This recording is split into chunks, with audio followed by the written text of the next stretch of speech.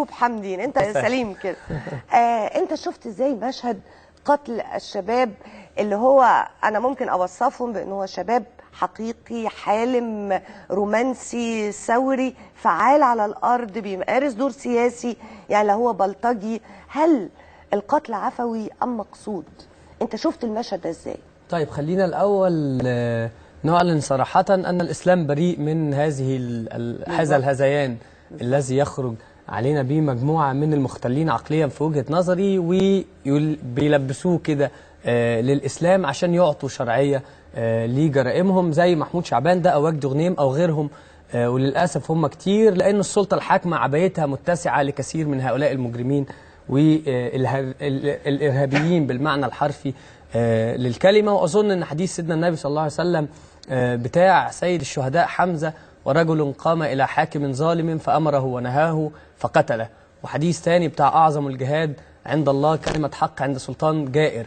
والأحاديث كتيرة والنصوص كتيرة اللي بتقول إن الخروج على الحاكم الظالم مش بس حق ومش بس جائز ومش بس متاح، لا ده بيوصل لدرجة إنه يبقى فرض وواجب على المسلم في مرحلة من المراحل. فخلينا نطمن الناس اللي بقت بتقول ايه ده هو الاسلام مرعب للدرجه دي. لا، الاسلام مش مرعب ولا حاجه، هم دول اللي مجرمين. لا طبعا الاسلام، ما احنا طول عمرنا عايشين في بلد الازهر وما كانش فيه الكلام ده. رقم 2 الحقيقه ان الازهر الى ان ياخذ موقفا جادا وحقيقيا تجاه هؤلاء المجرمين فهو مشارك في الجريمه.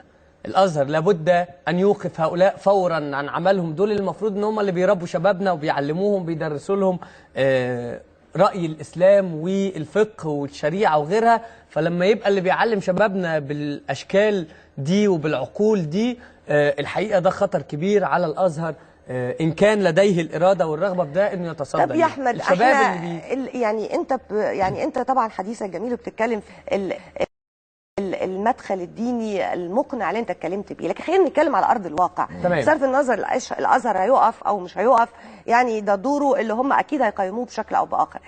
انت وسط الميدان وسط الشباب شايف ولادنا، شايف جيكا وعمرو قتلوا عمدا ولا حوادث متفرقه ولا ايه؟ طيب خلينا نشوف الاول ايه اللي بيجمع شبابنا اللي استشهدوا عليهم رحمه الله، الجندي او عمرو او كريستي او مينا دانيال او الحسين ابو ضيف. ايه اللي بيجمع هل في رابط ما بين المجموعه دي سواء في عهد مبارك او العسكر او الاخوان، ولا الموضوع عشوائي؟ هنلاقي الحقيقه ان لو بدانا من وقت مينا دانيال عليه رحمه الله هنلاقي ان مينا دانيال ده كان بنعتبره احنا في القوى الثوريه والسياسيه ده الكوبري اللي بيعبر منه الناس من الكنيسه لبره للمجتمع للشارع عشان يقفوا ضد السلطه. ودوره لا احد يقدر على انكار دور شخص زي مينا دانيال واخرين من رفاقنا بانهم بينقلوا مجتمع الكنيسه للمجتمع المصري الكل يبقوا جزء فاعل فيه. لو جينا لجيك عليه رحمه الله هلاقيه ادمن في صفحه مهمة وفعالة ضد الإخوان. لو جينا لكريستي محمد حسين عليه رحمة الله هنلاقيه هو كمان أدمن في صفحة فعالة. لو جينا للحسين أبو ضيف عليه رحمة الله هنلاقيه كشف لغاية يوم استشهاده وكان بيكشف طول الوقت كوارث ومصايب وجرائم الإخوان سواء بكاميرته أو بحقائق بيعرف يوصل لها بشكل أو بآخر. فنلاقي إن في رابط بين كل هؤلاء الشباب. محمد الجندي، سعد عرفة ومحمد الجندي طبعا كل انا بتكلم في المجمل، انا بضرب امثله بتقول ان الشباب دول اولا ما هماش مشاهير، مش زي احمد دومه وسين وصاد اللي بيطلعوا في التلفزيون كتير فالناس عارفاهم. دي النقطه بقى اللي عايز اسالك فيها. يعني بعد الشر عليكم كلكم وربنا يسلمكم لشبابكم ولاهاليكم ولينا.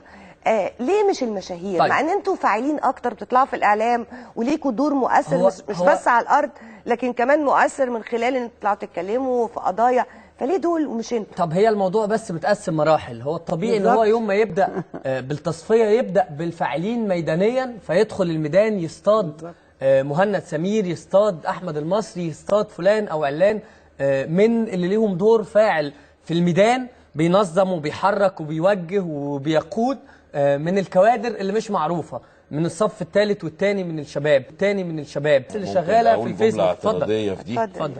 هو حسب ما انا فاهم وزي ما بيقول احمد بيصطاد الجنود المجهولين.